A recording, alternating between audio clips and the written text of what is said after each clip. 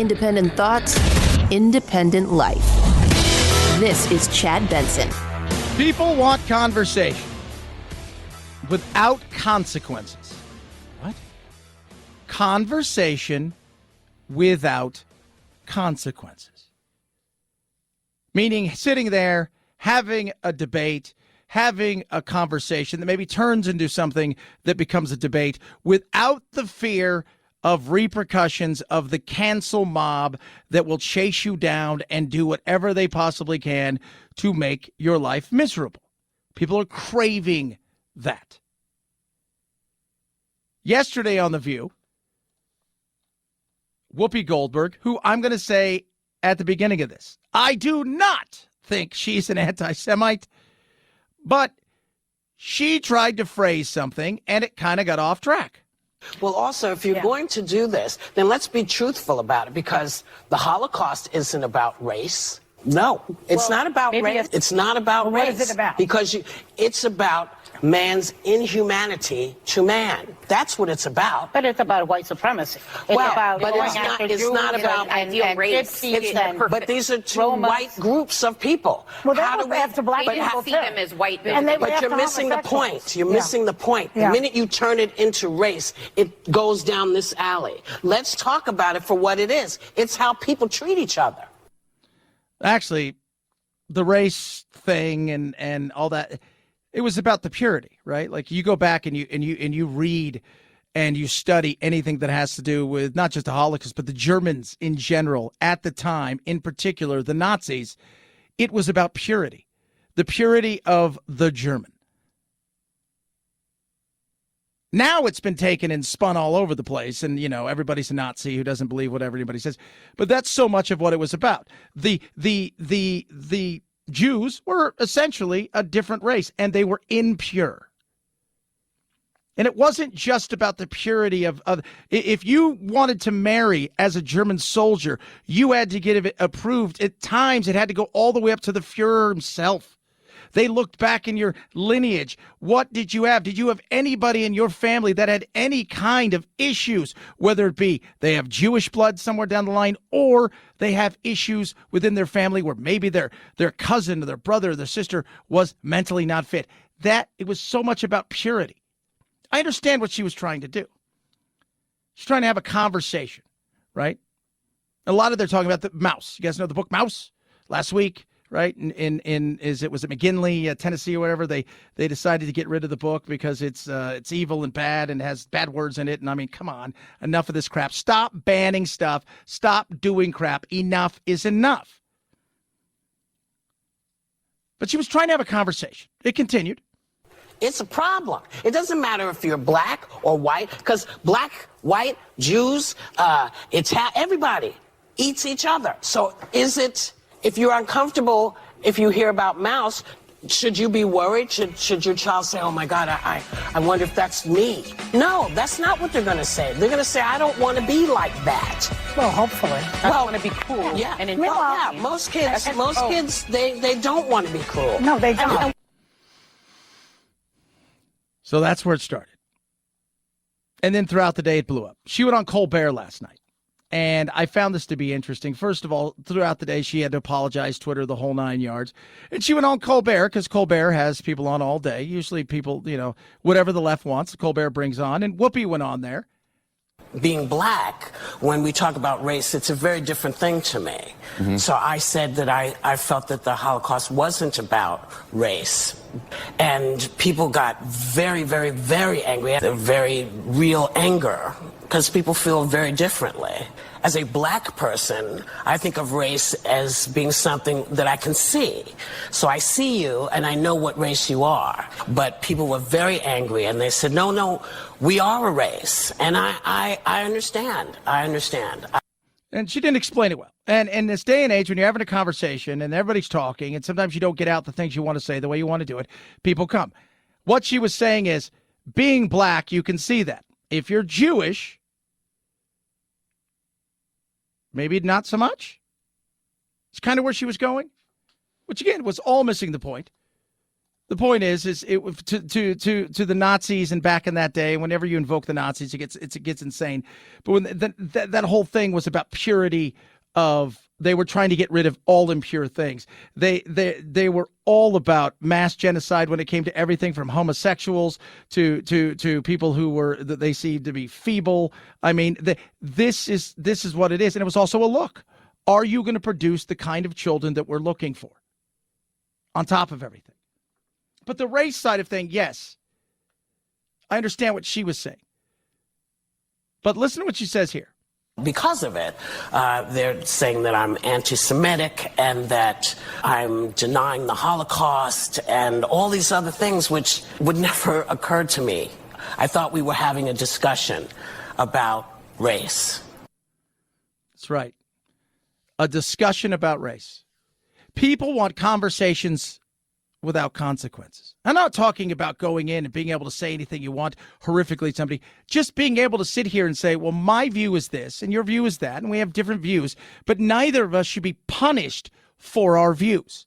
Neither of us should be punished because we see things differently. We shouldn't be canceled. We shouldn't be fired. We shouldn't have to have some sort of mea culpa in front of the world where you fall on a sword. None of those things should happen. None of it. But that's where it was. Because people are all about knee-jerk reaction. She continued on Colbert. Most of the Nazis were white people, and most of the people they were attacking were white people. So to me, I'm thinking, how can you say it's about race if you are fighting each other? So it all really began because I said, how will we explain to children what happened in Nazi Germany? I said, this wasn't racial. This was about white on white. And everybody said, no, it was racial. And so that's what this all came from. So I'm going to never bring it up again. Yeah, and there we go. And that's the saddest part of all of this. I'm going to never bring it up again because the people that don't want me to have conversations about this, who feel that I've offended them or somebody else, has decided I shouldn't talk about any of these things, even if they could actually learn a little something or understand where I'm coming from, because I don't want to be seen by others who I will never meet and never talk to as a bad person. And this is why we can't have nice things. This is why. Joe Rogan did his mea culpa the other day in a weird, kind of bizarre way. Remember what he said? Do I get things wrong? Absolutely, I get things wrong, but I try to correct them. Whenever I get something wrong, I try to correct it because I'm interested in telling the truth. I'm interested in finding out what the truth is. And I'm interested in having interesting conversations with people that have differing opinions. I'm not interested in only talking to people that have one perspective. That's why we don't have conversations, and we should. It's hard to have a conversation when you think that every conversation you're going to have, especially in certain situations where some of these conversations may not be comfortable for people, without consequences. Consequences are fine. I'm a big believer in consequences. But understanding where somebody's coming from is very important. And when you shut people down, I mean, Whoopi got shut down and she's like, I'm never going to talk about this again. That's not what you're supposed to do. We're living in a time right now where people are pissed. We're living in a time right now where they're going, hold on a second. You're telling me I've got to wear a mask here, a mask there. You're telling me you're going to fire me if I don't get a vaccine. You're telling me I've got to show my ID to get a hamburger. That's insane. People are frustrated and angry, and some people have gone and said, look, this is just like wearing the Star of David and during the beginning of the war and during the Holocaust. No, it's not. But people are equating it to that, but there's where the conversation comes in. And now you can't have a conversation because the consequence is you didn't explain it the way that we wanted you to. And because of the way that we're taking it, and as we have talked about on the show forever and a day, it is no longer what you say, it is how it is taken that matters. this is what you get. This is what you get. And that should frustrate us all. That absolutely should. Because in weird ways, that is fascist totalitarianism all right there. All right there. That is what that is. It should frustrate every one of you listening right now, even if you're on the left side of the aisle. Being able to have a conversation is mightily important. You know, the other day, I thought this was hilarious. I sent this to, I'll tweet it out in a little bit. Elon Musk tweeted something, speaking of Hitler, and it says, a little golden book. It's like those books you used to get when you were a real kid and only had like 12 pages in it, but it was older than like kindergarten, but it was definitely younger than like second, third, fourth grade kind of, you know. So it was like, and it says, everyone I don't like is Hitler, a child's guide to online political discussion. And it's got Hitler like a magic genie in pajamas flying on a red carpet thing with the rainbow behind him. Yeah, because that's where we are nowadays. I don't like you. I don't like what you say. So you're this, and I have deemed you so. And as such, conversation ends. Conversations are important. Discussions are important. And if we can't understand each other because we can't have conversations, both fun and hard, that's not good. 323-538-2423 at Chad Benson Show, your Twitter. Tweet at us, text the program. A lot of stuff to get to today. Oh, yeah. Little issue in Los Angeles, California with the governor, the mayor of San Francisco, all going to a football game and, alas, not wearing something. We shall discuss that. The Olympics actually start tomorrow, but the opening ceremonies are Friday. And I'll tell you what, I don't know how anybody can watch this and why anybody would give this man and this country any kind of platform whatsoever. Talk about that. A lot of other stuff to get to. MyPillow right now has the Giza Dream Sheets on sale. Huge discount, the lowest they've ever been. They've got everything you can think of, from the MyPillow to the mattress toppers, the slippers, and everything in between. You get a 60-day money-back guarantee, a 10-year warranty. Absolutely the best sheets you'll ever sleep on. And now is the chance to get them and save huge. So what are you waiting for? Take advantage of this and all the other deep discounts across all the MyPillow products and get that mattress topper. I'm telling you guys, go to MyPillow.com, use that promo code Benson, MyPillow.com, promo code Benson, MyPillow.com, promo code Benson. Chad Benson Show.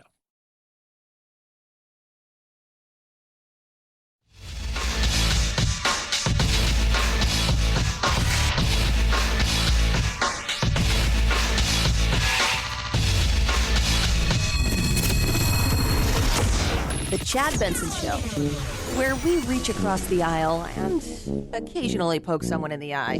Super Bowl! Right now, the cheapest seats all on the secondary market are going for about $5,800 a pop in the upper levels at SoFi Stadium. Want the 50-yard line in the VIP section? $60,000 a seat. Oh, plus fees. Yeah, plus fees.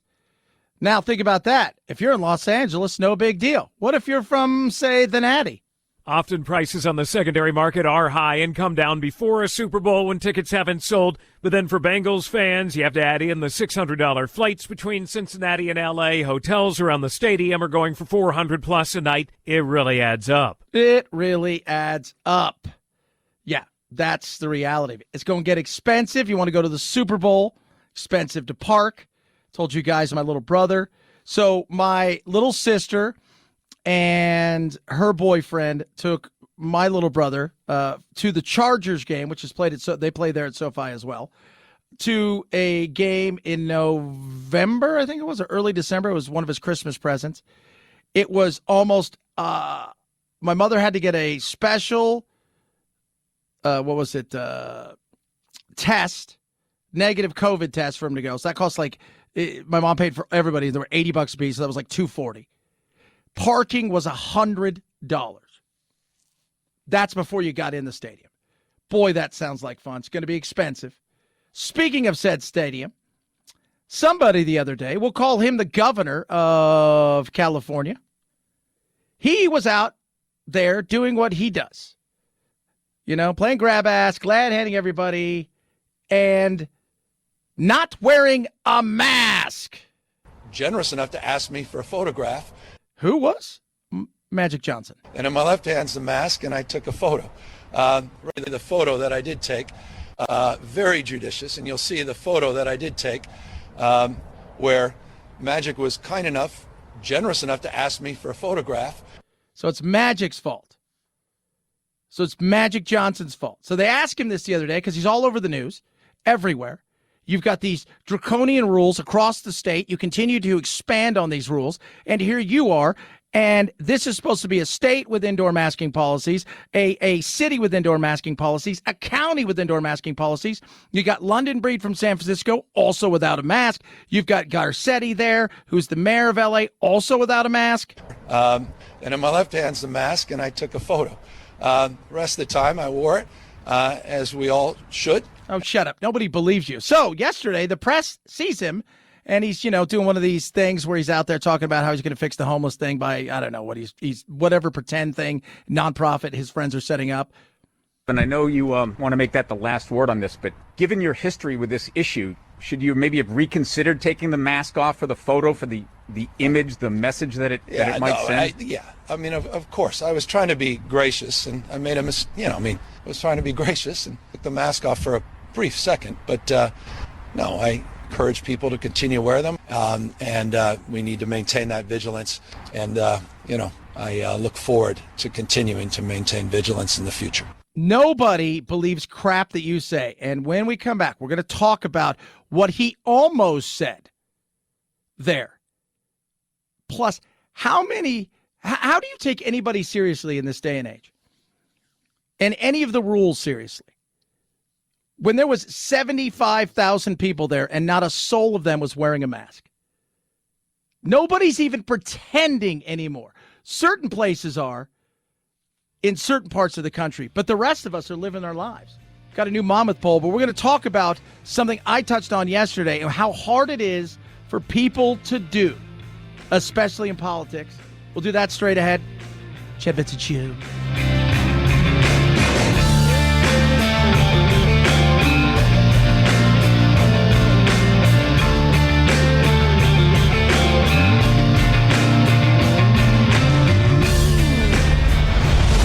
The Chad Benson Show.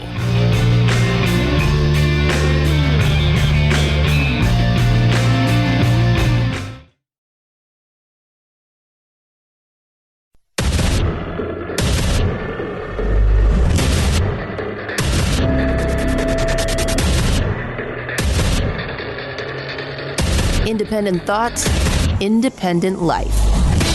This is Chad Benson. Politicians will never say they've made a mistake. It's really tough. And when it is, it's usually a personal thing, right? Like they cheated on their wife or, it's that. But when it comes to implementing in particular, this mask thing that we all know is a bunch of crap at this point in time. We all do. We all know this is a bunch of crap. At this point in time, people are over it. It's a bunch of baloney. But politicians won't go back from anything because to admit they're wrong, they see as not only just a failure to them, but all their credibility's gone. Which the sad thing is if you're like, hey, this didn't work. We tried it. Didn't work. We screwed it up and we've got to move forward from here. That's it. Most people go, well, that's refreshing. Right. So you listen to this. So the other night, there he is, right? All of his handsomeness and Magic Johnson. One of the greatest basketball players of all time. Standing there at the Rams game and inside one of those boxes, there's Gavin Newsom. And Gavin apparently said, well, he wanted to get a picture with me. So you're not going to take a picture with your mask on? That's the dumbest thing in the world. Now, mind you, everybody, California, mask mandate, state, mask mandate, L.A. County, mask mandate in the stadium. Barbara Ferrer, who is the health director there in Los Angeles County, she's, if she could, she'd get everybody a quadruple mask, although she's been caught out closing restaurants, but eating the night before there.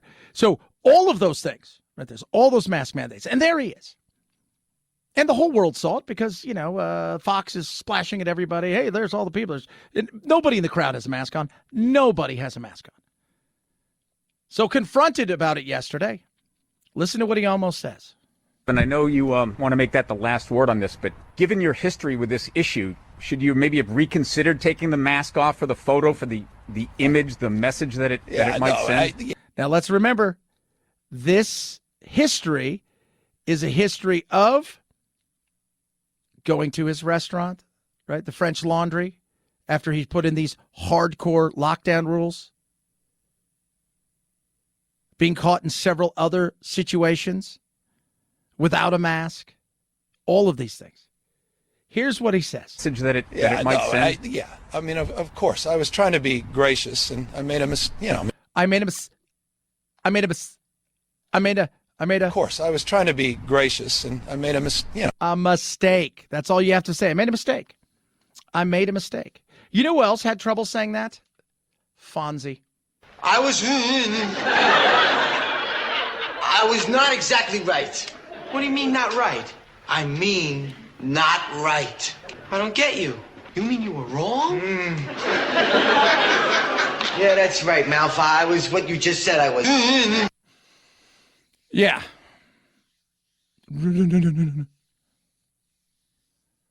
Wrong.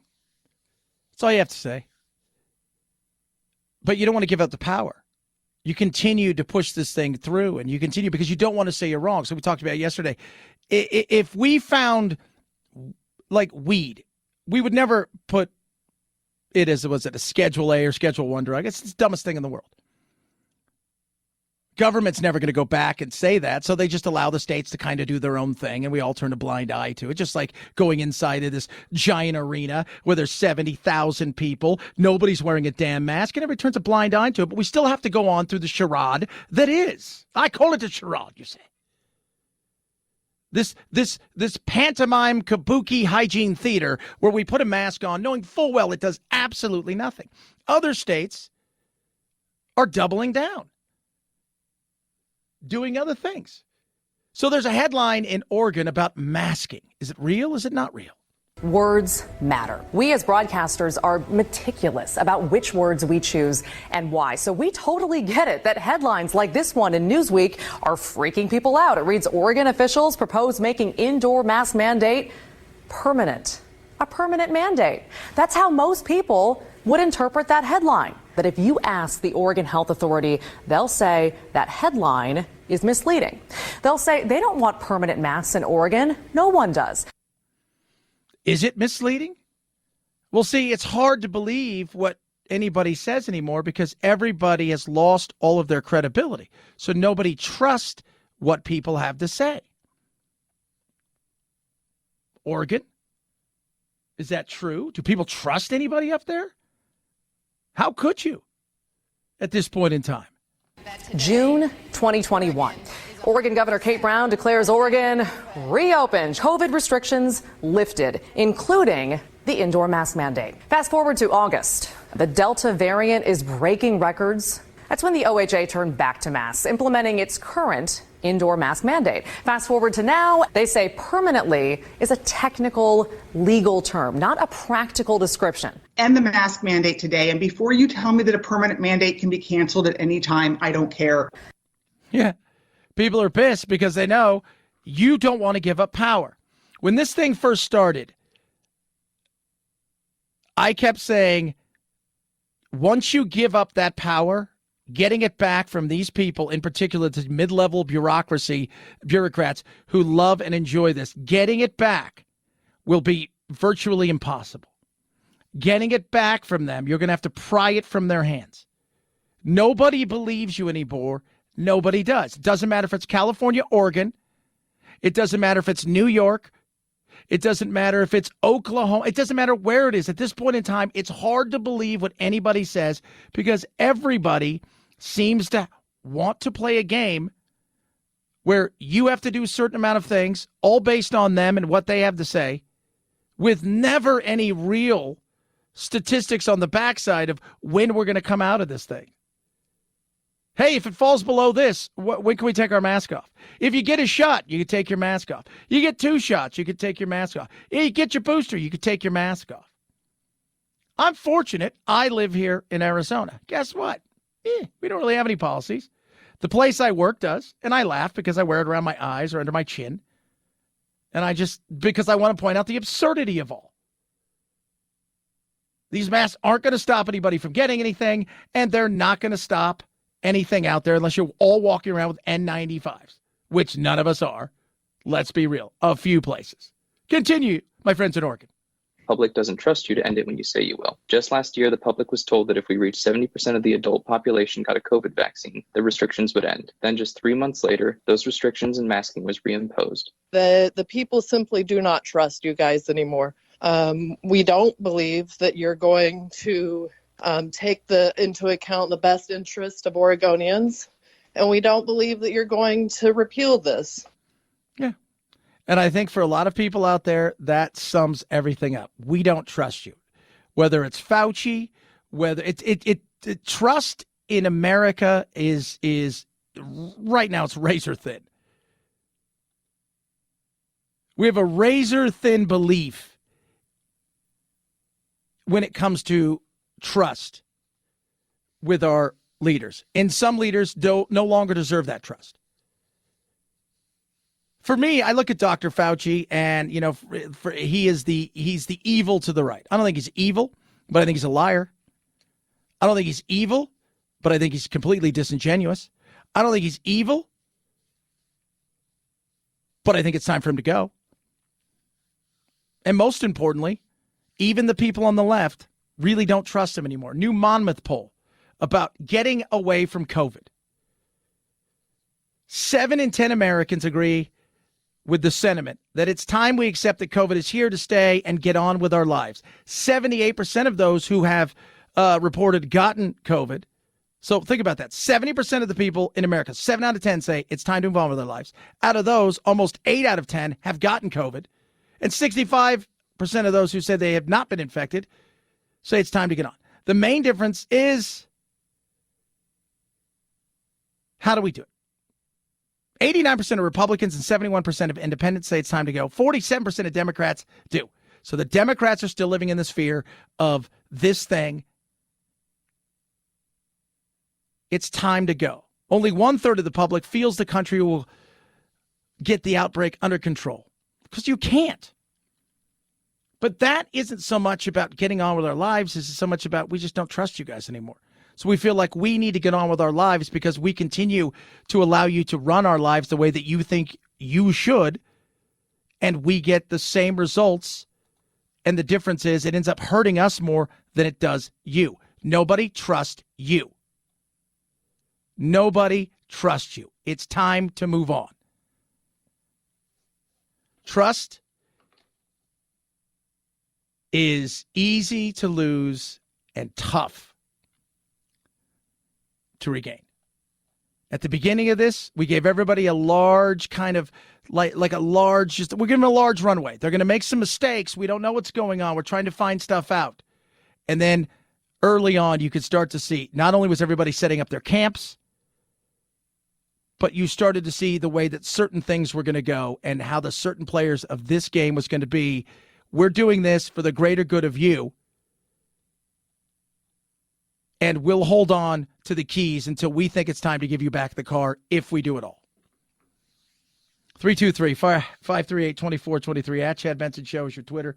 Tweet at us, text the program.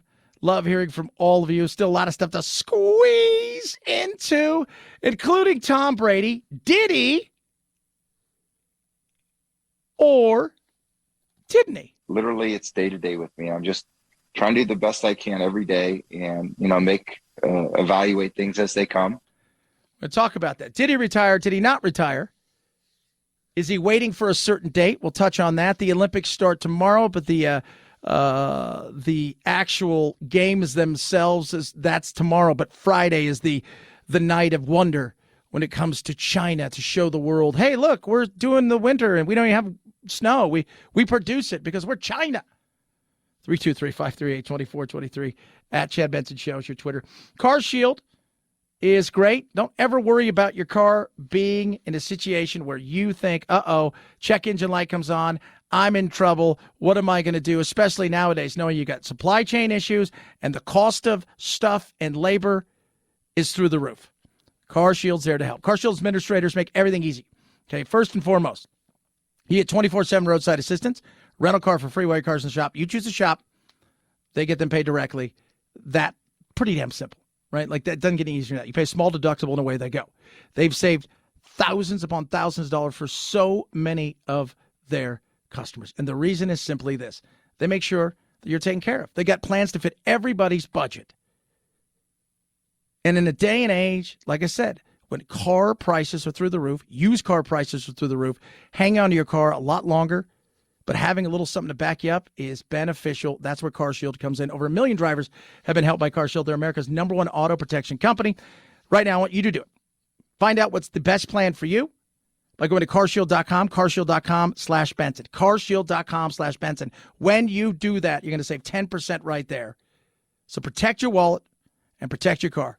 carshield.com/Benson. Saves you 10%. Deductible may apply. Chad Benson Show.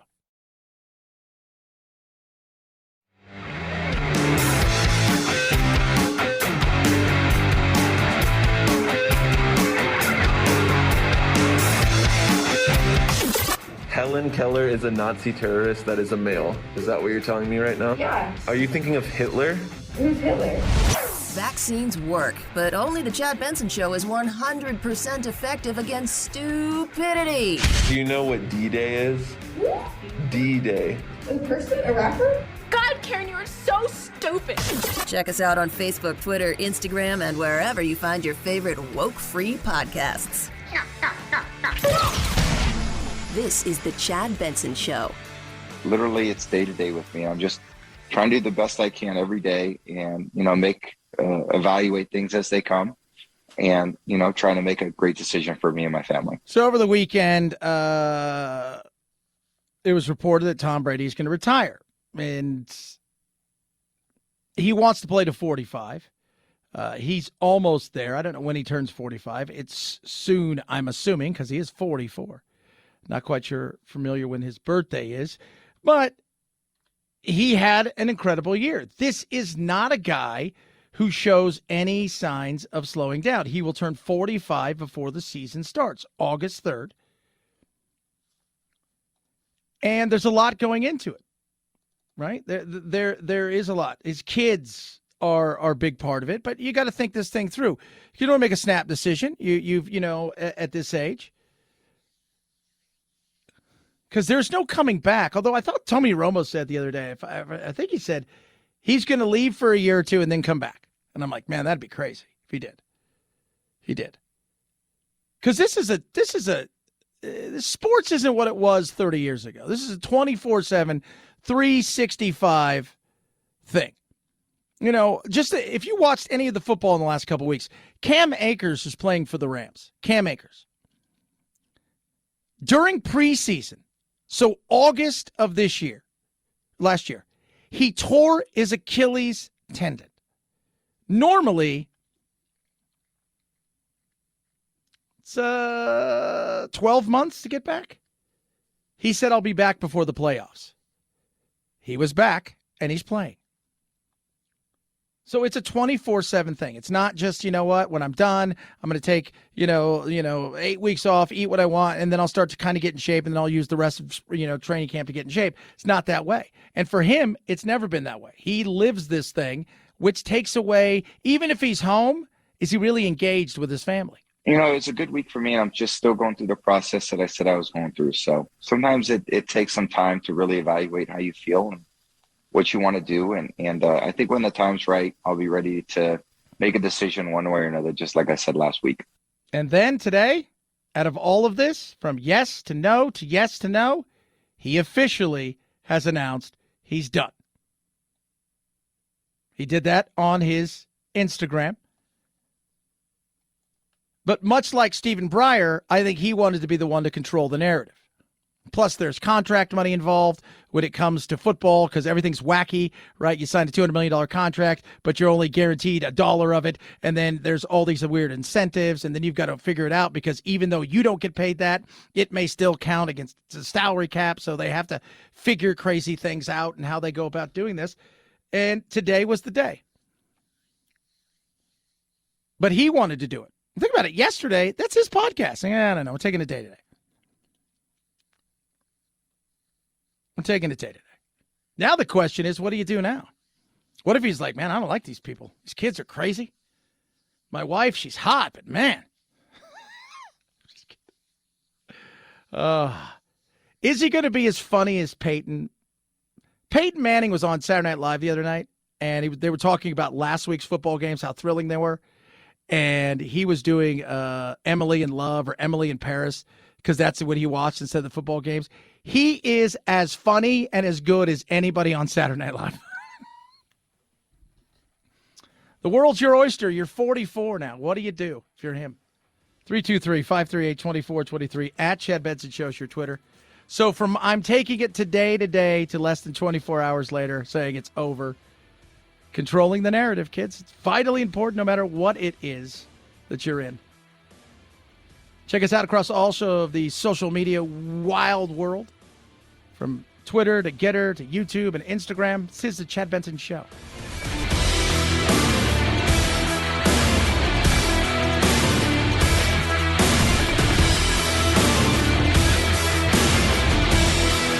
This is the Chad Benson Show.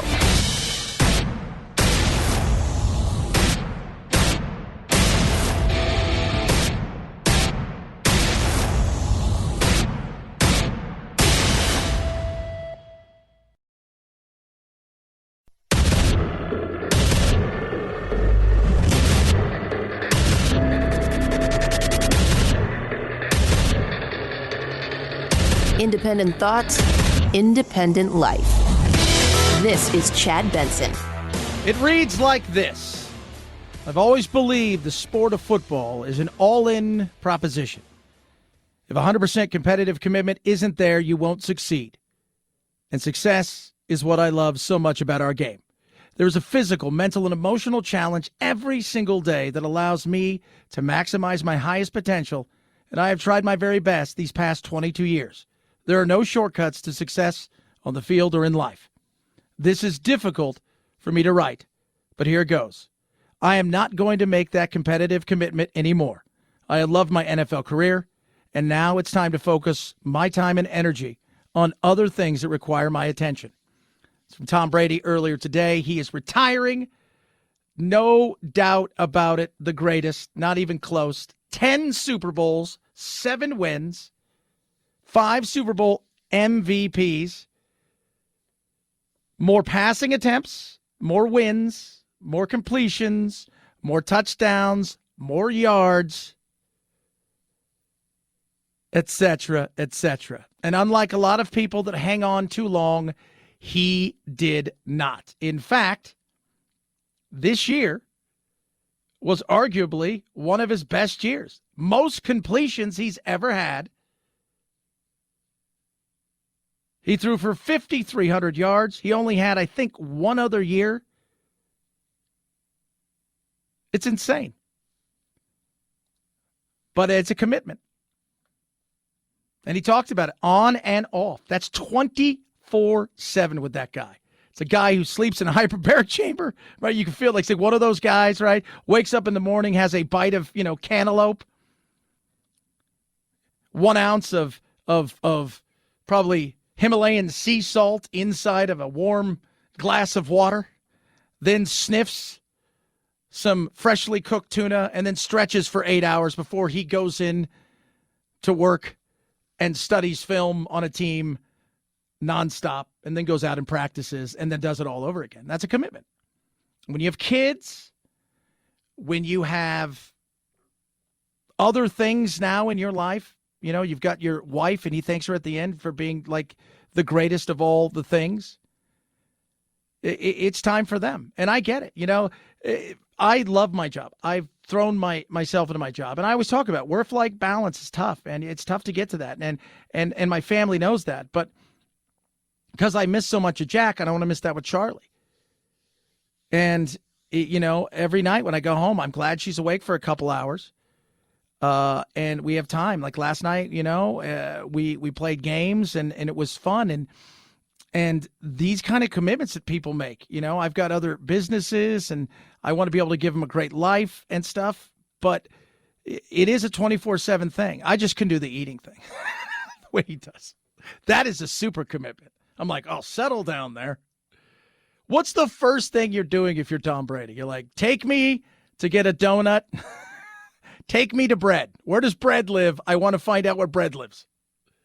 Tom Brady retires after 22 amazing years. No doubt, first ballot Hall of Famer. Is there going to be that a-hole of a person that leaves him off the ballot like you see with the baseball writers of America? Where it's like, that guy should be in the Hall of Fame. We're not talking about the steroids guys. We're just talking about, guys that are first ballot. And you're like, but I'm going to leave them off because I want to prove a point. Shut up. 323-538-2423 at Chad Benson Show's your Twitter. Tweet at us, text the program. Speaking of not Hall of Fame, I don't know if you guys are aware of this. We're still in this weird world of we're the leaders of the world. There's two paths in this world now. There's China and there's us. What are you going to choose? China's got his little pal over there. Xi and the Pooter are together, and they're going to be on display this week at the Olympics. But there's still some craziness going on. Yesterday, they sat down at the UN. They called an emergency meeting. The United States and Russia are facing off at the United Nations now, accusing each other of stoking a war over Ukraine. Of course, it is Russia, and only Russia, that has massed 100, 120, 130,000 troops along Ukraine's border. America's ambassador to the UN made that clear today. Russia's aggression today not only threatened Ukraine, it also threatens Europe. This is the largest mobilization of troops in Europe in decades. Yeah. Linda Thomas Greenfield there. I think she is our rep. They have amassed there. They have. But it's interesting because Russia, as they're going back and forth, basically saying, this is you. Yet Russia's ambassador insists it's the U.S. that's whipping up hysteria, as he put it, and that Russia has no plans to attack Ukraine. You are almost calling for this. You want it to happen. You're waiting for it to happen, as if you want to make your words become a reality. Well, settle down there. You don't move 120,000 because your track record on this is sketchy at best. We see the Crimea there. So, but are we doing something to it? Is there something to that? The fact that we're pushing it. It's weird because if you look at what's going on in certain parts of, you've got Zelensky is like, yeah, you guys are acting crazy over here. You Americans, settle down. We're aware of what's going on. Then you have, on the other side, which I find to be interesting, the average person on the street. It's like, we're not really too worried about it. But at the same time, the mayor of Kiev, former world heavyweight champion, was it Vladimir Klitschko? So he is a boxer, but if you know anything about him, the guy speaks like a dozen languages. He's got like doctorates in political science and he's all these things. And this has kind of been his path to use sports to grow who he is. He thinks they're coming, the Russians. He's like, you don't put 120 or 130,000 people on the border and not think they're coming. You don't do that. This isn't an exercise. You don't move that kind of equipment for an exercise. People closer to the border feel a little bit different, right? People closer who are understanding. Hey, this is different. People in Kiev, you guys don't understand. They're saying in Kiev, there's no sirens. They're not practicing anything. They're not warming up. They're not warning people of anything. You would just say it's a regular day. And like people are talking over their heads. And Zelensky's an interesting character. If you guys don't know anything about him, he had a YouTube show that was like the show. He went to law school. Then he got his degree and he's like, I don't want to be a lawyer. I want to be an entertainer and a performer. So he goes and he sets up this YouTube channel and he's got this show that's played. And this is what's great. He plays the president of Ukraine, who happens to be a comedian And it's called Servant of the People. And it was so popular that he was far more popular than the former president. But at the time, they asked him, are you going to run? And he's joking around with it. And then polls started coming in. And then lo and behold, he wasn't just winning. He was running away with it. People are asking, is this guy over his head? But the Ukrainians are ready. So, you're training to fight for your country? Yes, for my family, for my city, and of course for my country. It's going to be interesting. We seem to care more about it at times than other people do. And Europe's not quite sure, I think, what to do. Because Europe's one of those things where, for those of you guys, having lived in Europe, let me tell you how Europe goes. All you have to do is watch the Eurovision Song Contest to see how it goes. Because everybody who likes each other votes for each other, and everybody who doesn't, no matter how good they are, they vote against them. And that's kind of the way it is. Out of sight, out of mind. Right? The Brits, they understand the ramifications. The Germans are thinking with their pocketbook, because the last thing you want is an energy crisis, especially after you just shut off all three of your last remaining nuclear plants that give you power. And so they're prohibiting anybody who's part of NATO to send them anything when it comes to protecting themselves. And they sent helmets. Thanks, guys. Solid. But could there be something there? Are we part of the problem? Yeah. I think there's that. I think we could overmove at times. You're forceful in a way of, hey, dude, if you do this, we're going to put sanctions on you. You maybe even put a couple early sanctions on, not the hardcore ones you're talking about where you're going after them as individuals, the oligarchs and Putin himself, and hitting their businesses, shutting down their credit lines, freezing their bank accounts globally.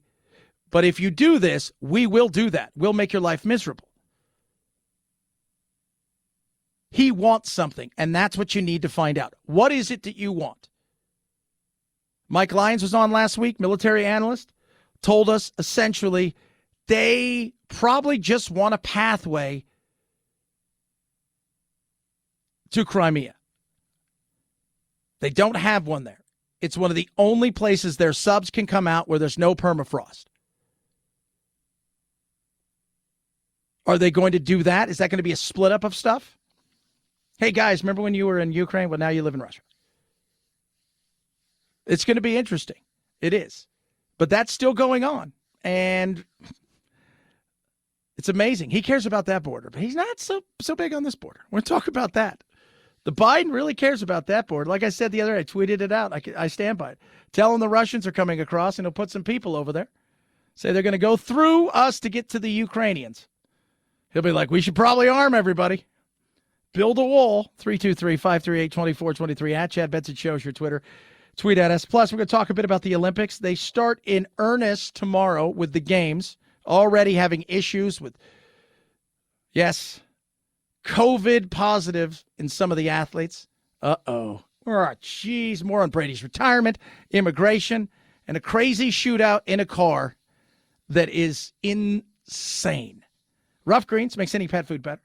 RUFFgreens.com/Chad. Give it to my dogs every single day. It's just a supplement, right? Sprinkle on top of my dog's food, brings my dog's food to life.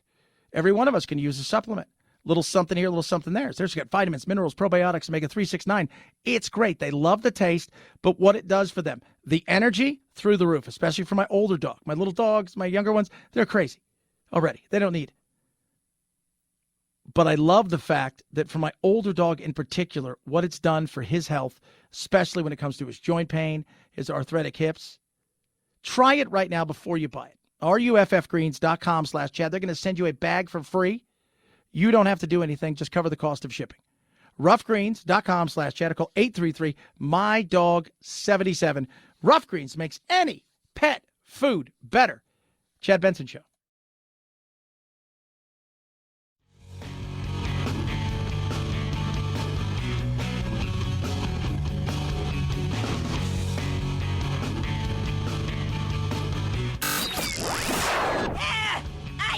take it anymore! Well, get over it.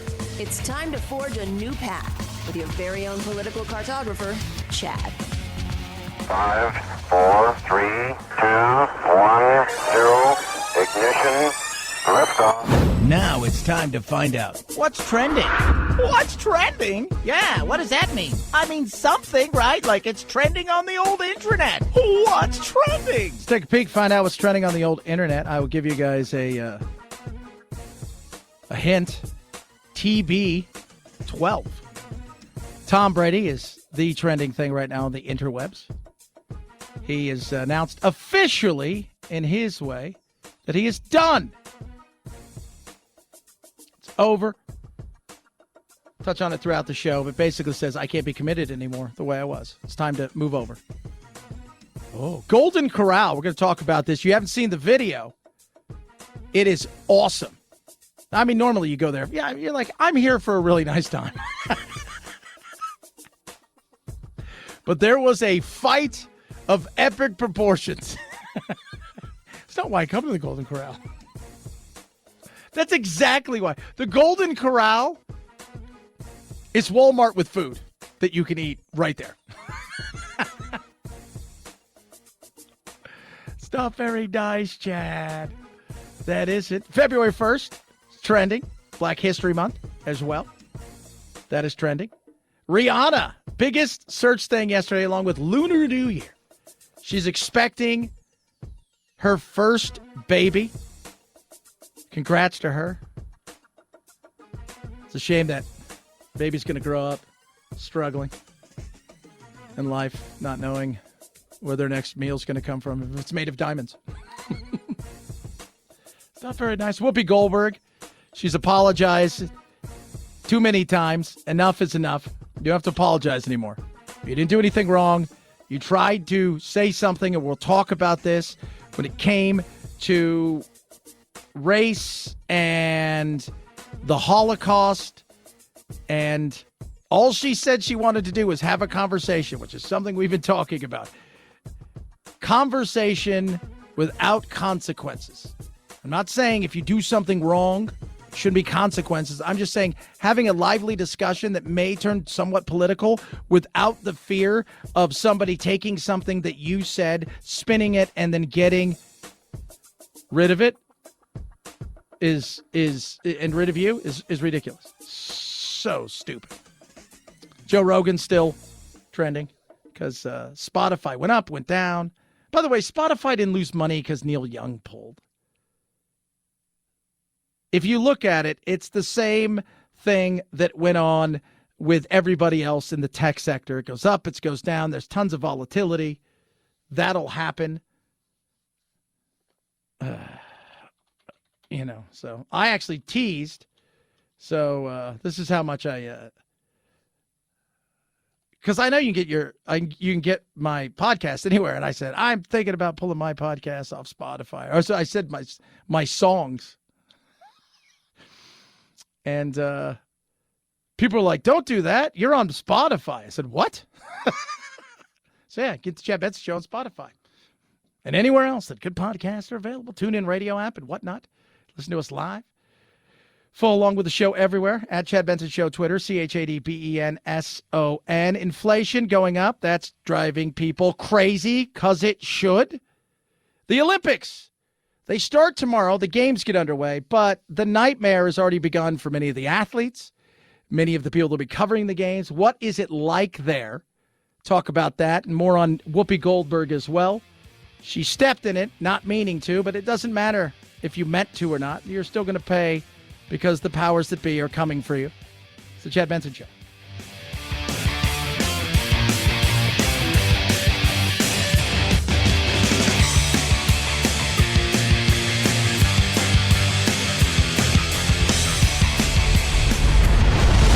The Chad Benson Show.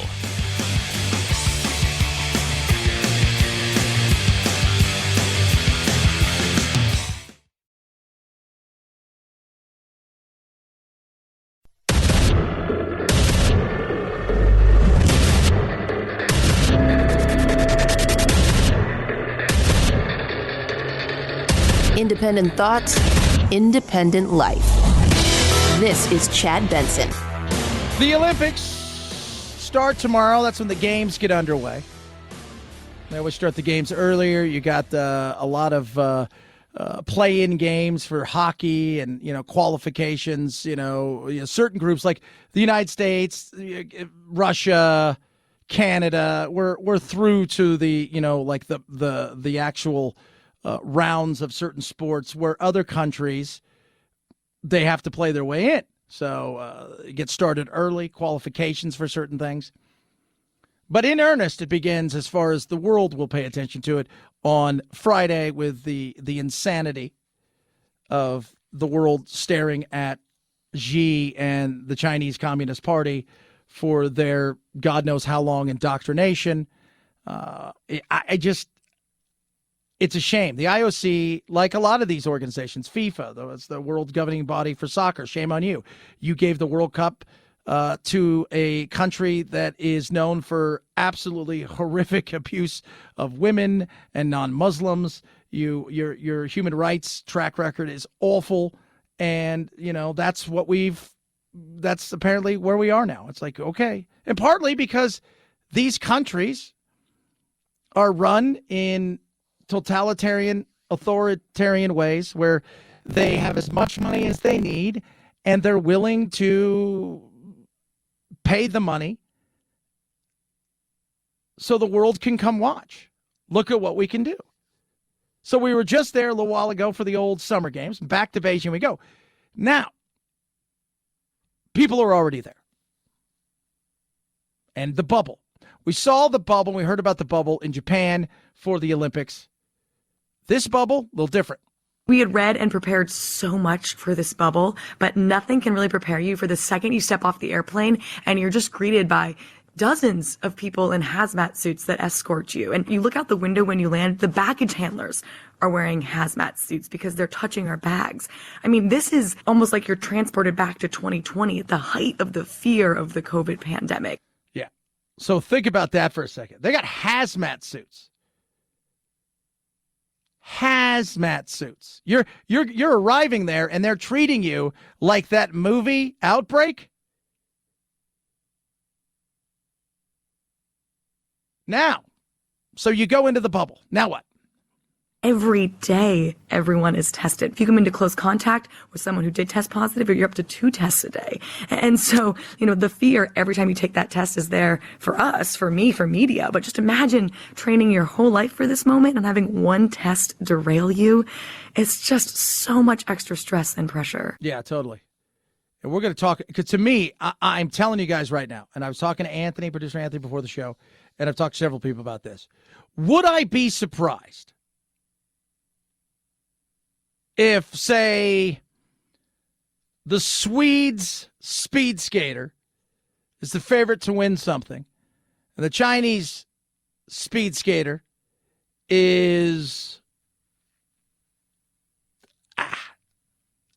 not so much a favorite to win it, but maybe medal, but you never know, that somebody tests positive for something? Would I be surprised at that at all? I would not be surprised at that. Why is that? Because it's the Olympics. If you want to see a travesty in sports, go back and watch, I think it was the 88 Olympics, when Roy Jones Jr. fought. I think he fought a South Korean. It was in South Korea.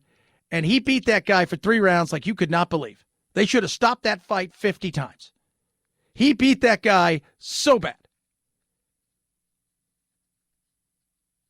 And it went to South Korea. It was a gold medal. And apparently the night before, the South Koreans had taken the Cameroon judge out, and they were... Would I be surprised when it comes to this in China? Hell no. Remember, China cares about China only. China cares about winning. China cares about itself. You know what we talk about all the time, where we protect the brand? China and the Communist Party is the brand, and all they care about is how their people see them, because they know how a lot of the rest of the world sees them. being an Olympic athlete is stressful enough, and now having the stress of COVID weighing on them, a lot of them are even using sports psychologists to help deal with this. Because if you do test positive, you're done. I mean, you have to go straight to a hotel or hospital quarantine. That's everyone, media, Olympic personnel, or athletes. Yeah. But what if it's not real? I mean, I'm telling you guys, that's the thing. You watch what happens. There's going to be somebody who tests positive, then negative. High-level diplomats are not coming to these Olympics. That's a very, public mark on the Chinese government. They've already retaliated, saying they might not come to future Olympics in the United States. And so you're already having this geopolitical brawl as the backdrop to this. And many athletes we speak to are sensitive about this. They even say, immediately, are you going to ask me political questions? Yeah, because they're worried. They're terrified. They're not bringing their phones. They're terrified. And I love seeing activists are like, you should go there and speak the truth and do. Yeah, shut up. You're not doing it. You're not doing it. Could somebody, I've been saying this one since they gave Qatar the World Cup. So if you guys don't know anything about Qatar, it is a nation that got the World Cup. It's in the Middle East. It's Islamic as it gets. A little bit more open than, say, Saudi Arabia. But I will tell you, there's going to be people that go to the World Cup and then people who end up having to stay as a guest of Qatar for several months and maybe years. Could that happen here? And on top of that, the privacy thing. Can't trust them. Sorry. There are a lot of American athletes and organizations that aren't bringing their regular phones. They're bringing, burner phones, new numbers, trying to keep all of their phones and laptops and iPads safe and protected. It's a major concern. And so, just imagine having to deal with the stress of competing at the highest level, the stress of COVID, now the stress of privacy and navigating complicated geopolitics at a global level with the Chinese government. It's a lot, to say the least. Yeah, wouldn't go, I mean, and I've seen a couple people that have bowed out already, and it's tough. And the fact that I don't think I'll watch any of the Olympics. I don't think I'm going to watch any of the Olympics. There's nothing about, first of all, it's the Winter Olympics outside of the hockey. I don't really much get into it. The second thing is, and I don't want to give them a platform. And have you seen anything for the Olympics? Normally you see 24/7, you're inundated with stuff. Whether it's on the web, on your phone, on television, with the Olympics. Nothing. Nary a thing. Even big companies like McDonald's and Coke and everybody, you don't see anything. Because they're all going, what are we doing? We're handing money over to a country and to an organization that is corrupt. I don't blame them. I mean, you think about this. I mean, even last week, right? Like we were talking about some of the uniforms being made by the Uyghurs and slave labor, and they came out and said that's a lie perpetrated by the United States, and the uniforms themselves were not made by the cotton picked by the Uyghurs. And you're like, but maybe the trinkets, maybe? What is, maybe if you go buy a shirt that says I was at the Beijing Olympics? Good God. 323-538-2423. At Chad Benson Show is your Twitter. Tweet at us. Text the program. Love hearing from all of you. I think we should do it here. Now, when I go to the Golden Corral, kids, I go there because I expect good service. I expect a good time. Some people went to the Golden Corral and they got more than they bargained for. Well, I talked to a man who posted that video online. He says he was told that fight broke out after the buffet here ran out of steak. What? Yes. A buffet that ran out of steak at the Golden Corral. What? Video shared with Eyewitness News shows punches being thrown and high chairs flying as a fight breaks out inside the Golden Corral in Bensalem Friday evening. Bensalem police confirm the brawl may have involved more than 40 people and happened following an argument among some customers. Officers are still looking into what caused the argument. I've never seen nothing like that in Golden Corral before. That's not fair. I never seen nothing like that in the Golden Corral forever. This man who used to work at the Bensalem Golden Corral says he was told by a current employee about the initial altercation. So how did it start, right? So you go to the Golden Corral, you're expecting great service, right? Like when I go up to the trough, I want to be recognized. I've been to a Golden Corral. I don't mind it. I'm like, that's great. Look at that. How many people have dipped their ice cream in that chocolate fountain thingy? Oh, fantastic. I thought, honest to God, once COVID came, man, buffet places are dead. Not in America, baby. We face life head on. And the Golden Corral was one of them. So how did this begin? From what I heard, it was over steak. Apparently somebody cut in line. His friend heard the same details. There was a shortage of steak. And yeah, two parties were involved. Take a close listen, and a man can be heard saying, "All I wanted was some steak." Now this is great. Listen to this guy. All I wanted was some steak. It's like running for all I wanted was some steak. Golden Corral wouldn't answer our email asking if a lack of steak caused the melee. Oh my God, they won't answer that? Why? I was watching something yesterday, and I could just say, we all need to be a little fitter. I think this entire thing should have taught us that. So I was watching this thing, and producer Phil, you would like it. It's on Netflix. It's about pop music, and they're talking about why all the greatest songs in the world are produced and written by Swedish people, right? All these great rap songs, all these things, it's just amazing who's a part of it. So they show this picture of Sweden, Stockholm, and everybody's walking. They're all thin. They're all looking pretty much in shape. People are riding their bikes and stuff. They showed this. Then I was watching this morning. How anybody didn't die was amazing. It was, let's just say this, it was a larger group of people. They're all nutritionally overachieving. If anybody got cut, they probably bled gravy. We got to get fit.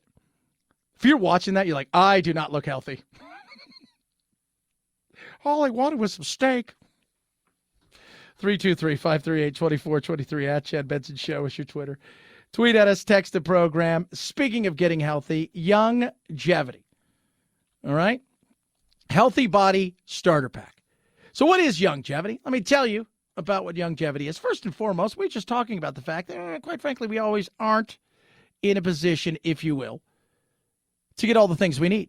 Vitamins, minerals, all those really good things. And some of that stuff comes in fruits and vegetables, and we can ignore those things.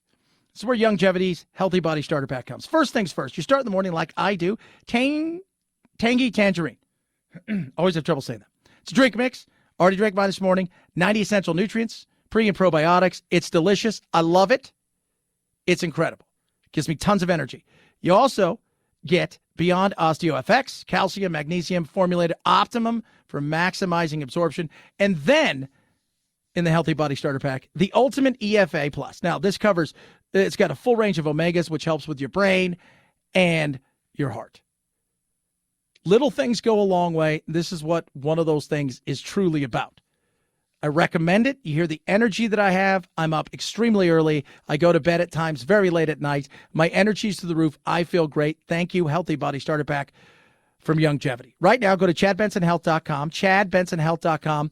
Kick off some true wellness and experience these incredible products. You're going to get free shipping right now. Free shipping, and the prices are great. ChadBensonHealth.com or call 855-321-HEALTH, 855-321-HEALTH. Chad Benson Show.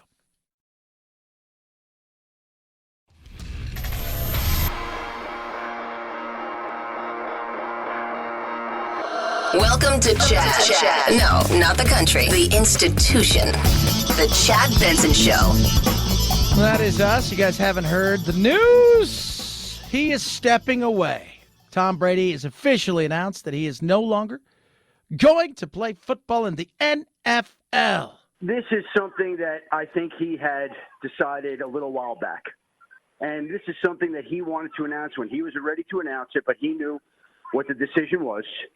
and he has officially made it official. Yeah, Adam officially made it official. Adam Schefter there, who is probably breathing a sigh of relief, but he kind of knew what was going on because he does have insider stuff, and he probably whispered it to somebody and it ended up getting out because he'd already talked to the Tampa Bay Buccaneers. They tried everything because they had done everything they could to try to persuade him to stay another year.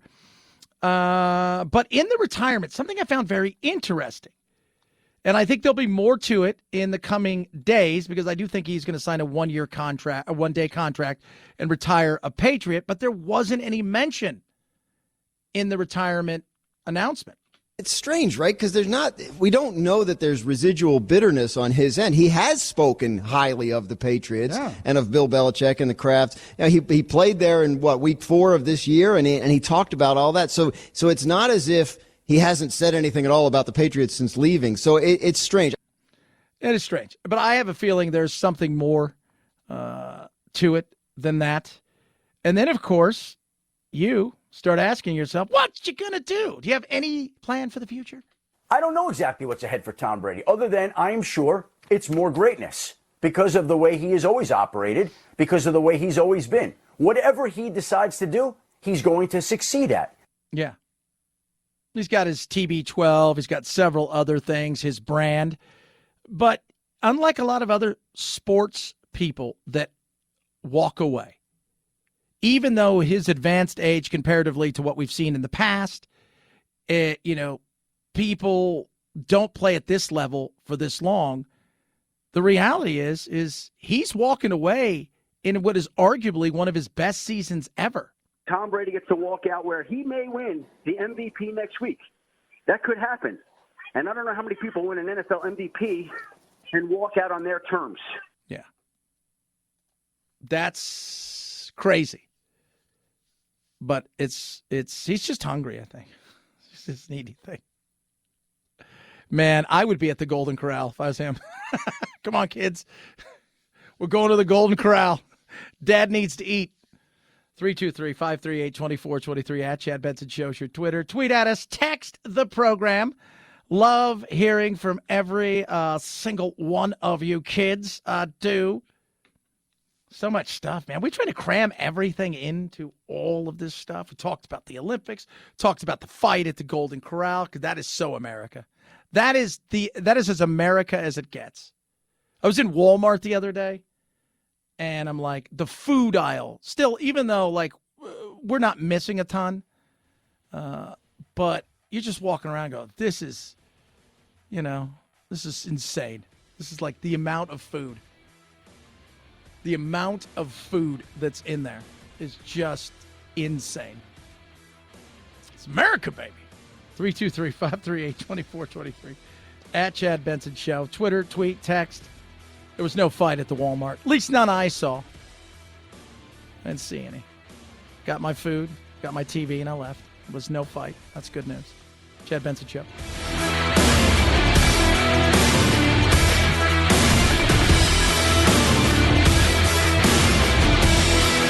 This is the Chad Benson Show.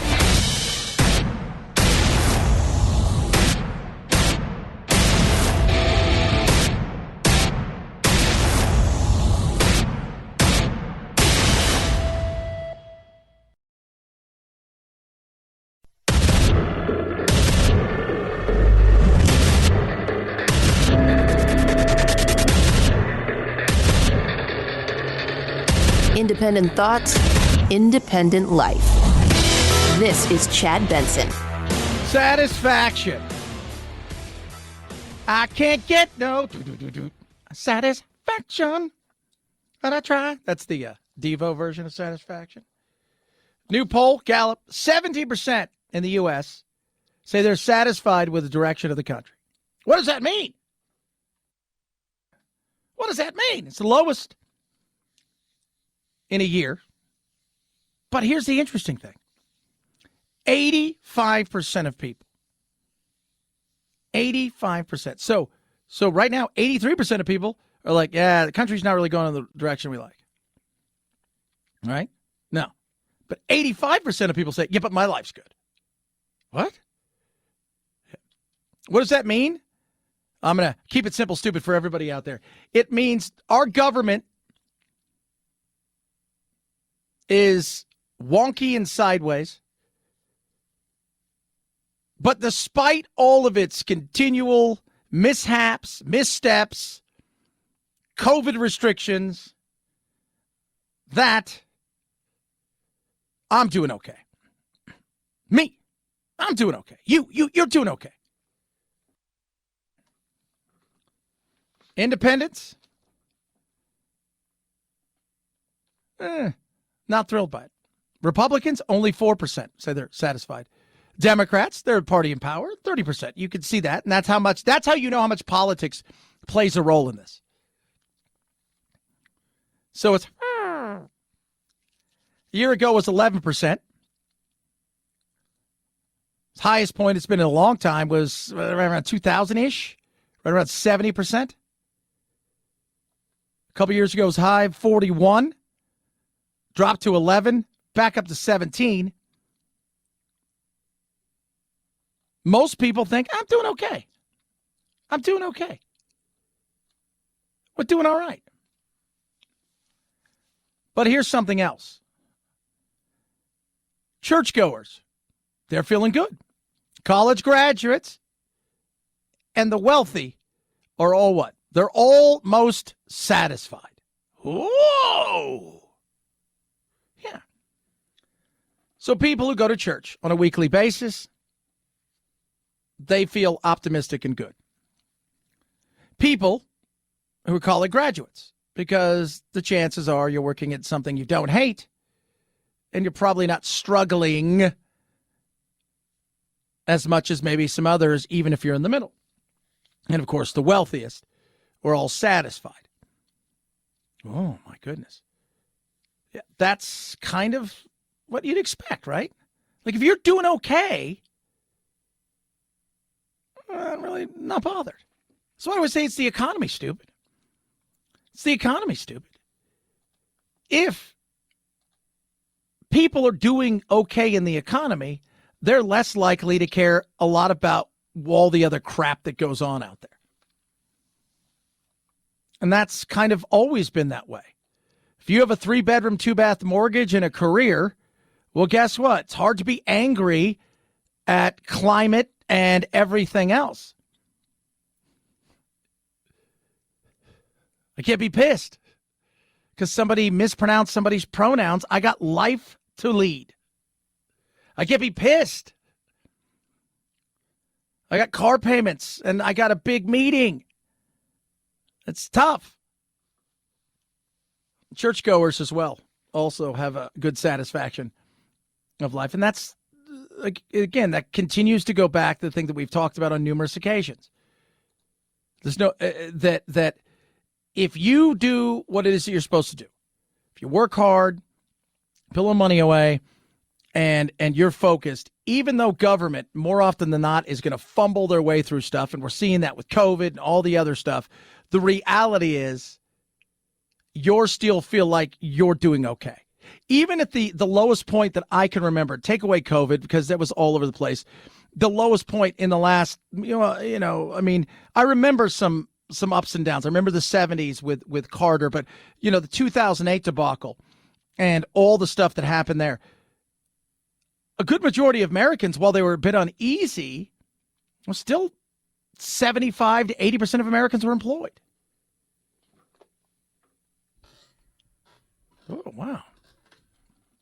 That's yeah. But the new Gallup poll shows what I think a lot of people think, is that we look around and we're not thrilled by the continuous fighting. We're not thrilled by COVID restrictions.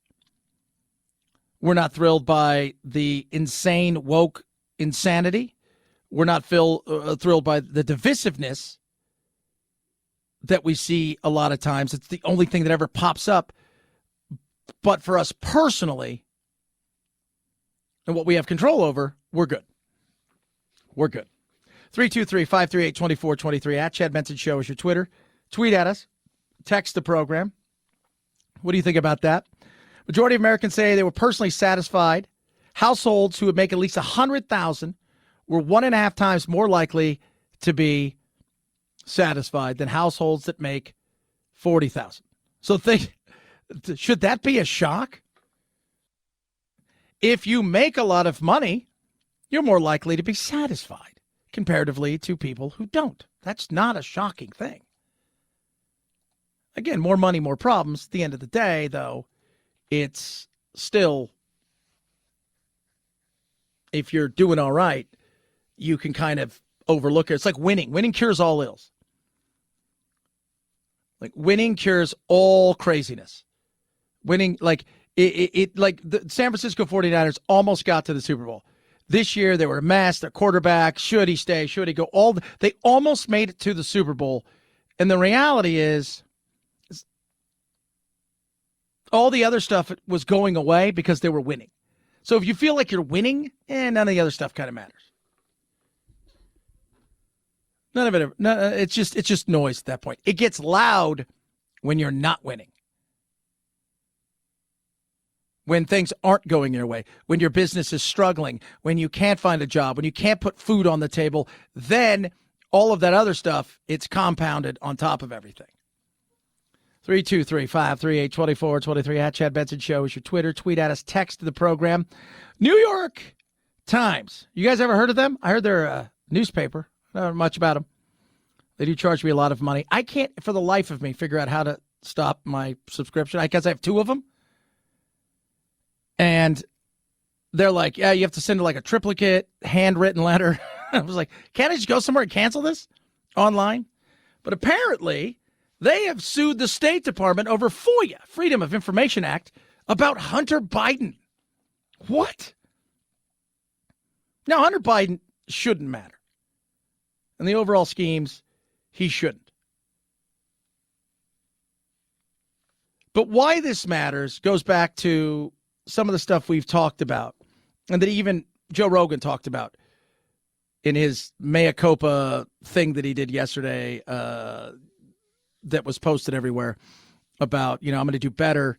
But he also talked about information, right? Like what kind of information that was said 6 months ago or a year ago, plus, that turned out to be true, but everybody else said that you were a liar for saying that. So they filed a lawsuit.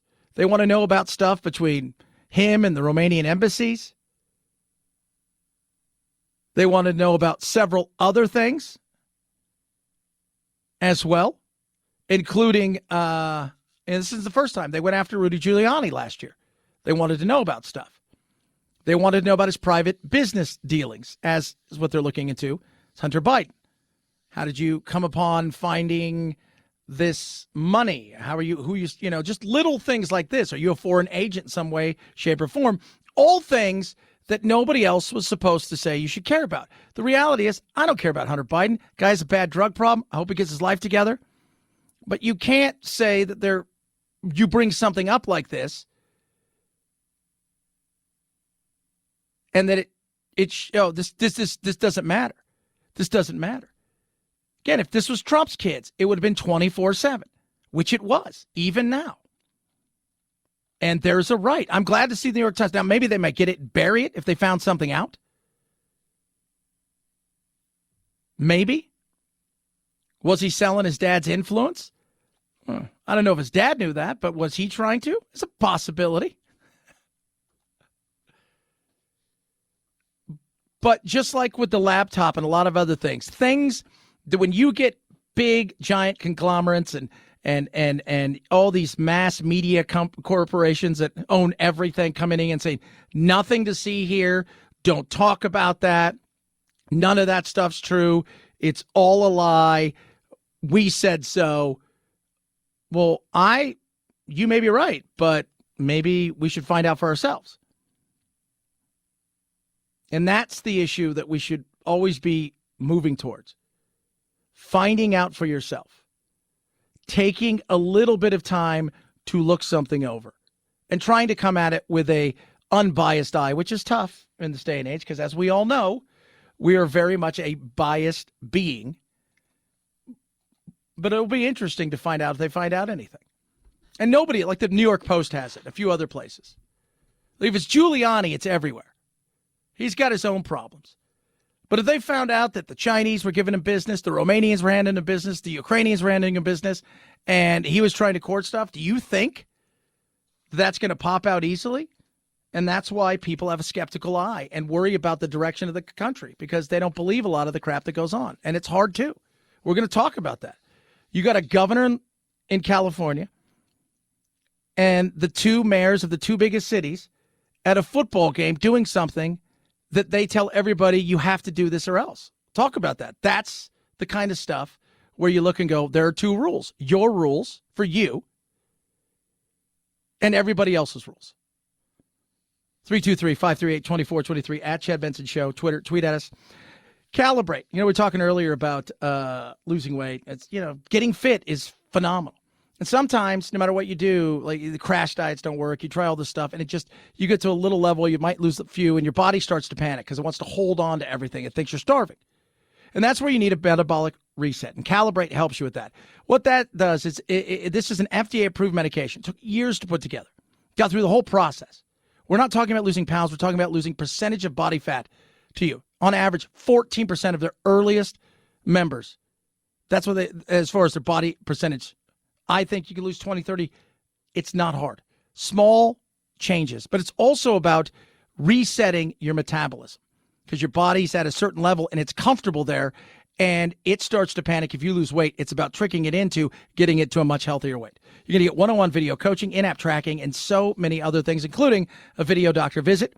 Now, what are you waiting for? It's time to do it. Easy to do, small life changes, FDA-approved medication, fits into anybody's schedule. $50 off right now, your one-year metabolic reset. This is what I want you to do. Go to joincalibrate.com. Use the promo code CHAD. Joincalibrate.com, promo code CHAD. Joincalibrate.com, promo code CHAD. Chad Benson Show.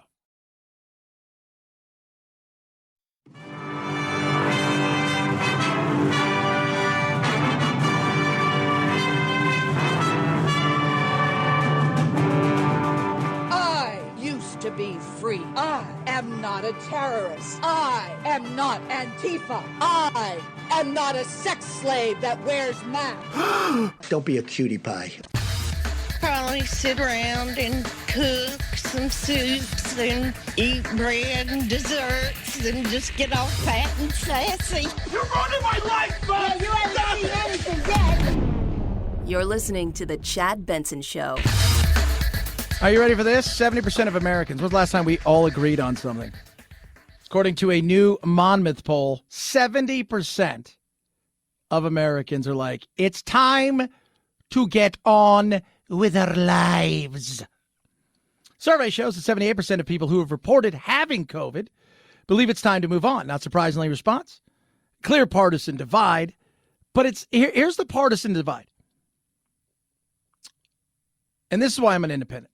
It's Democrats and Republicans, right? They're cats and dogs in a lot of ways. But the independents tend to be on the right side of a lot of stuff when it comes to common sense and the way that, you know, things should go as best as we possibly can. At the end of the day, you can be independent as you want, but you still only have two crappy choices to choose from.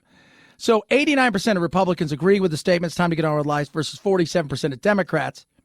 But that means that a good portion of Democrats believe it's time also to get on, but 71% of independents think it's time to get on as well.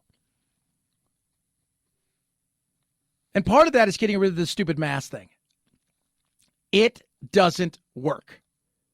And by that, I mean the mask, the policies.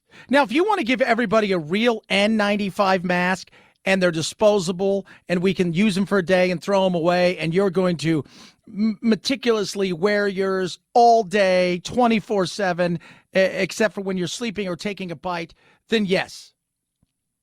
But the theater of which we play this game to appease people who shouldn't have power and have overreached, in particular, the bureaucracy in the middle of it all, which is the problem with many of these health leaders in states, it's enough. 75,000 people at SoFi Stadium the other day. 75,000. There was Gavin Newsom, governor, statewide mandate, California. There was London Breed, San Francisco. Statewide mandate in San Francisco, a city mandate, which she apparently is going to remove soon. And Mayor Garcetti. Boom. L.A. Mandates. Indoors. Across the board. Period. Case closed. He was caught taking pictures. People filmed him. He rarely, if ever, had his mask on. Talked about, well, it was with, Magic Johnson wanted a picture with me, so I was very nice. They asked him about it yesterday. Listen to what he says.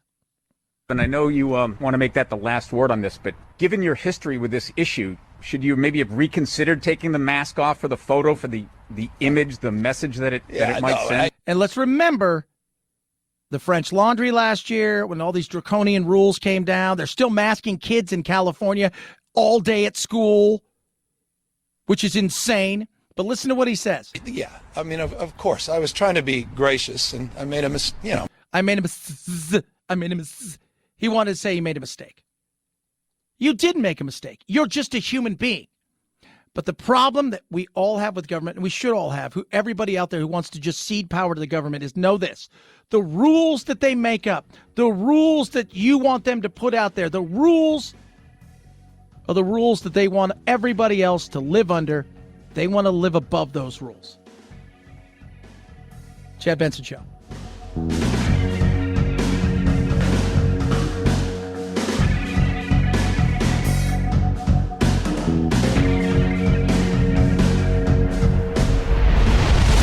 The Chad Benson Show.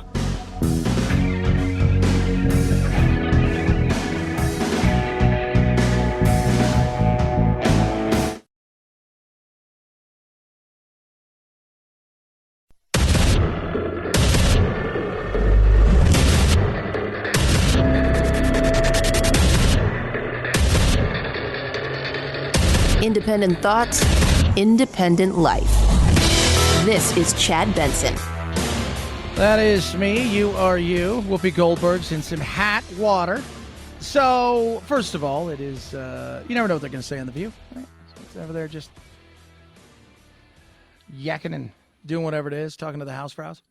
Sure, stop it. I'm kidding. Settle down. But they occasionally will say something insane. And by that, I mean mostly every day. And, it's you got Joy Behar and you got Whoopi and I don't know, is it Anna Navarro and whoever the conservative they throw in to beat up on any given day is there. And so yesterday they got into a discussion about, banning books. Last week, Mouse, which is a famous book. All right. It is a famous piece of literature. I think it's the only it's a comic / that's ever won a Pulitzer, right? So this book it's amazing if you've never read it. And this school board in Tennessee thought it was too much. There was nudity, and it's like, get over yourself. It's Mouse, Holocaust, Germany, World War, all of these things. What the author's father went through is described to him. And so they pulled it because, that's what you do. So Whoopi decides, I'm going to get involved in this, right? And is going to define the Holocaust. And I'm going to say this right now off the top. I do not for a second believe that Whoopi's anti-Semitic. I could be wrong. I don't know what's in her heart. But I'm going to err on the side of, I don't think so. I think she was trying to talk about something that didn't come out the way that she wanted, but in a day and age when all we care about is the snap judgment and never the actual intent, it doesn't matter. Well, also, if you're going to do this, then let's be truthful about it, because the Holocaust isn't about race. No, it's not about race. It's not about race. What is it about? Because it's about man's inhumanity to man. That's what it's about. But it's about white supremacy. It's about it's not about ideal race.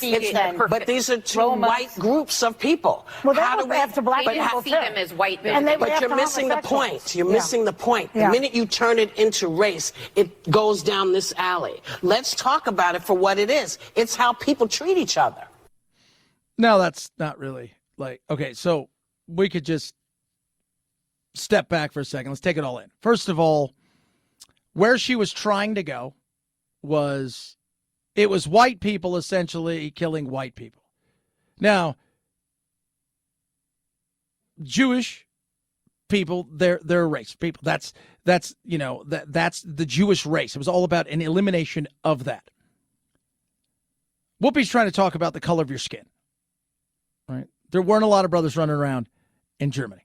There weren't a lot of sisters. There wasn't a lot of it was singularly based on this. She didn't, like, you heard Joy goes, well, then they tried to kill homosexuals. It's like, that's not a race either.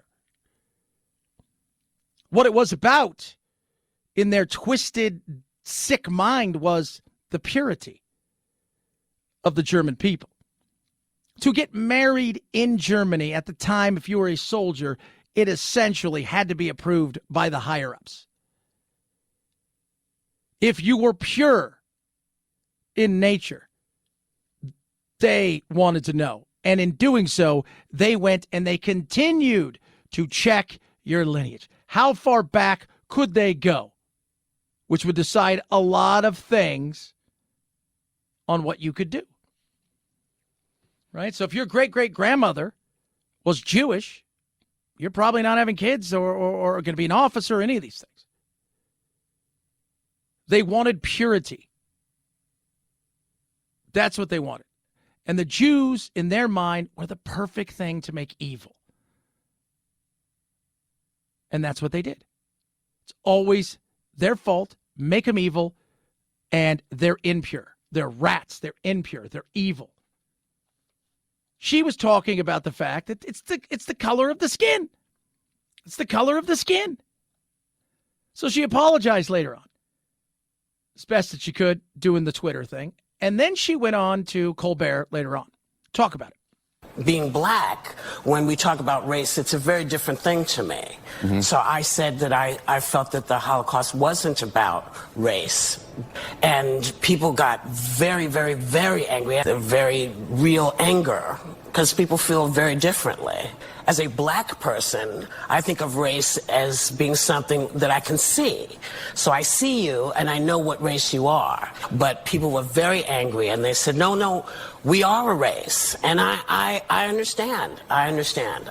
But it's in her mind, when she thinks of race, she's thinking of this country. Black, white, Hispanic, Asian. Everybody gets put into a box. We all want to know what everybody is. What are you? And, there's the box that we go into. It's a seeing thing where you might see somebody say, that person's Jewish, but maybe not. So I can't tell. I mean, that's what she was talking about. I get what she was trying to say. It was poorly put out there.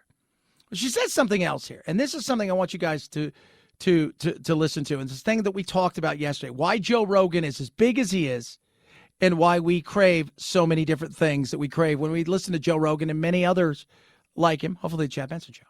Because of it, they're saying that I'm anti-Semitic and that I'm denying the Holocaust and all these other things which would never occur to me. I thought we were having a discussion about race. Yeah. I thought we were having a discussion. We want conversation without consequences, conversation without canceling and punishment. You can't get into any serious conversation or any lighthearted conversation if you think at the end of it there's going to be consequences. And I'm not talking about you going out and saying, dropping an N-bomb and this, that, and I'm talking about sitting there and having a conversation maybe about the Holocaust, maybe about race, maybe about LGBTQ, A+, A-, 349er, maybe about COVID, whatever it is, and have a conversation, not a debate, have a discussion. If the consequence is, if I don't like what you say, I want to make sure that you have no chance to say it. If I don't like what you say, not because I think you're wrong or right, because those things no longer matter. And this is the most important part of all of this. It's no longer what you say. It's how it's taken. So if you take something a certain way, even if it was never meant that way, even if it wasn't for you, all that matters is that person now is going to run with it. And they want consequences for your conversation. And that's a frustrating thing for a lot of people. That's why we can't have nice things. For all that Joe Rogan, you know, and the chaos that has gone on over his podcast, that's his big thing, right? Like, I thought we were just, you know, we're just having fun, right? If there's anything that I've done that I could do better is have more experts with differing opinions right after I have the controversial ones. I would most certainly be open to doing that. These podcasts are very strange because they're just conversations. Again, I'm not trying to promote misinformation. I'm not trying to be controversial. I've never tried to do anything with this podcast other than just talk to people and have interesting conversations. And that's what we want. To sit down, to have a conversation, and to know that, you know, even if we disagree on stuff. Like I joked, I didn't joke around the other day. I was very honest. I said, look, I've had my 2 shots and a booster. I don't know if I'm going to get a 4th shot. I probably won't. Now, next year I might get a shot. Later on, you know, this year. But at this point in time, I think, you know, it's fair to ask some certain questions about this. When you start seeing other countries go, it's time for a 4th shot. And you're like, hold on a second. And at what point, you know, do you go from being reasonable to somebody saying you're an anti-vaxxer?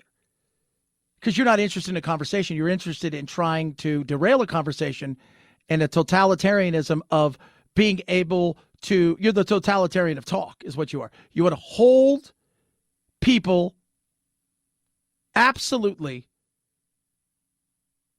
accountable for things that you took in a way where you're trying to have a conversation where there may not be facts for either side. You want to hold them accountable and have the world punish them. And that is not a way that we can advance in any way, shape, or form. You know, when we talked earlier about that 85% of America thinks that their life is good, but 14% of America, that's it, who thinks that the country's going in the right directions. That is not good. And so much of it is because of things like this, not being able to have a conversation. Sit down, have a conversation.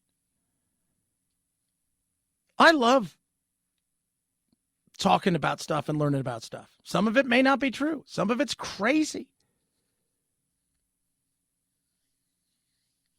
Some people have their facts and other people have their facts. And you know, sometimes you're trying to get a point across and it doesn't come out the way you want, but somebody takes it and runs with it, never really asking yourself, do I really think for a moment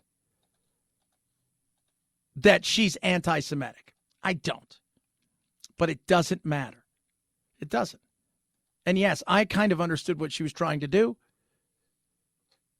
but it no longer matters. And that's sad. She went on to say she wasn't going to do it anymore. She's done talking about it. She's done talking. And there you go. They got exactly what they wanted. To shut you up. Whoever they are, you got what they wanted. Whoever they are, which is mostly young Twitter mob people, you got everything you dreamed of. Which is you got to shut down a conversation and a debate over something that will not be taken up when it should be, because we're talking about the Holocaust and a book, the graphic novel, Mouse, and banning books. You've shut them up now, so nobody's going to talk about it in certain senses because people are afraid of it. You won. Everybody else lost, but you won. And by the way, go by the mailbox and wait for your trophy. Dumbass. 323-538-2423 at Chad Benson Show's your Twitter. Tweet at us, text the program, Nutrisystem. So today I had my shake. I had a shake today, right? Need a little shake. Shake it up. I'm going to have a snack afterwards. Actually, I'm going to have lunch here in a little bit. It's kind of weird. I have lunch so early, but when I'm up at 2 in the morning, by the time, 10, 11, 12 rolls around, I've been up for a while. I'm hungry. And today I'm going to have a little spaghetti and meatballs. Here's what Nutrisystem gives you, boys, girls, men, women, children, everything in between. How about this, man? 30 grams of protein. That's right. That's what's in their premium meals. Oh, big, filling, tasty, delicious. Might have a burrito. Oh, yeah. I got snacks. I got breakfast. I got lunch. I got dessert. Got dinner. All delivered to me. I don't have to do anything. Oh, 50% off right now. I've lost about 12 pounds. My clothes are fitting better. I'm feeling healthier. And it's little things like this. So much of it's about portion control. They're not taking away food from you so you're going to get a bunch of crappy food. It's the exact opposite. You're getting delicious food, including Restaurant faves, like beef and bean burritos, toasted raviolis. You're going to love these. Easy to make, delicious to eat.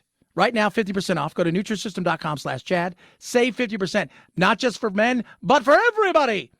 But guys, if you like food and you're kind of like me, but you want to get some weight off and you're kind of like me, this is the way to do it. Nutrisystem.com/Chad. 50% off all plans. Nutrisystem.com/Chad. Results vary. Offer restrictions apply. See website for details. Chad Benson Show.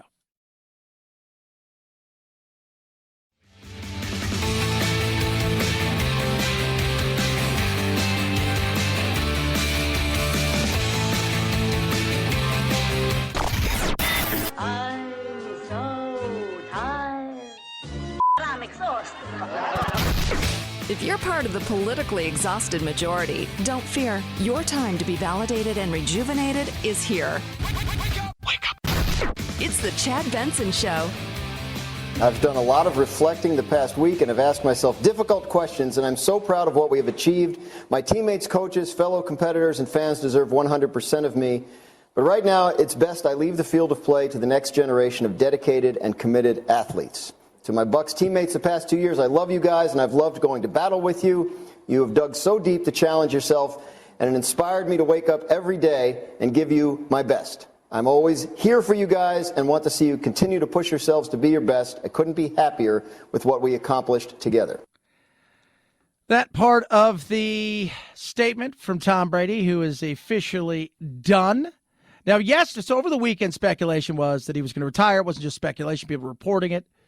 And he has a podcast, because everybody does. And yesterday on his podcast with Jim Gray, talking about all of this stuff and when was he going to retire? You know, it's a good week for me, and I'm just still going through the process that I said I was going through. So sometimes it takes some time to really evaluate how you feel and what you want to do. And I think when the time's right, I'll be ready to make a decision one way or another, just like I said last week. Yeah. That decision came yesterday. That decision came for a while. People have been talking about he didn't want to be one of those guys that wanted the farewell, right? You see some of them, they go and then they give him the big, cheers and the he didn't want any of that. And he's going to go much like Kobe and Michael. He's going to take it to another level when it comes to business. He's going to throw himself into there. But being a father of some younger kids, it's a 24/7 thing. Tom Brady didn't just become Tom Brady. He outworked everybody. He outtrained everybody. He outate everybody in the way that he did his thing. But when you talk to people, there was a sense that this was coming. There had been a sense late in the year that maybe he's feeling it a little bit, to an extent that he never did before. Being 44 and performing at a high level still, and all that goes into that. Yeah, he's still healthy, and he's still great. So it's not just about he wasn't done. If he wanted it, he could still play. There's a chance that, they talked about he may win the MVP next week. That's how good a year he had. But he stepped away. And he did it on his own terms. And he said he wanted to play to 45. He got to 44. He turns 45 before the season starts. I think he did everything he wanted to do. 323-538-2423. At Chad Benson Show is your Twitter. Tweet at us. Text said program. Love hearing from every single one of you. Man, we tackled so much stuff today. We do like doing that. Can I just say that, from the Whoopi thing? And it's so funny because if you guys haven't heard, check out the podcast. It's on Spotify, by the way, which I joked around earlier that I'm taking my music off Spotify. And people are like, no. And I'm like, I'm on Spotify? Apparently I am. Not 11 million downloads a day. We're working on that. But yesterday even, there are people that because you're on talk radio, they assume that you're a white Nazi if they don't believe in you. Anything you have to say. You can go on there and go, you know what? You could tell people 1,000 times because they've built it in their mind to believe what they want to believe, and you're never going to change that belief system. You're just not. And it's sad because I don't think Whoopi's a bad human being. I may not agree with her politics, but I don't think she's an anti-Semitic person. Maybe a Semitic person. Maybe we're going to find out she is. But it's so funny because if you go on, there's a couple guys who tweet at me, and they'll talk about, you're a Nazi, Chad. And I'm just like, what? What? You can't fix that. Just like you can't fix stupid. Have a blessed day. Go get yourself a taco. We'll do it again tomorrow. Night, Jack.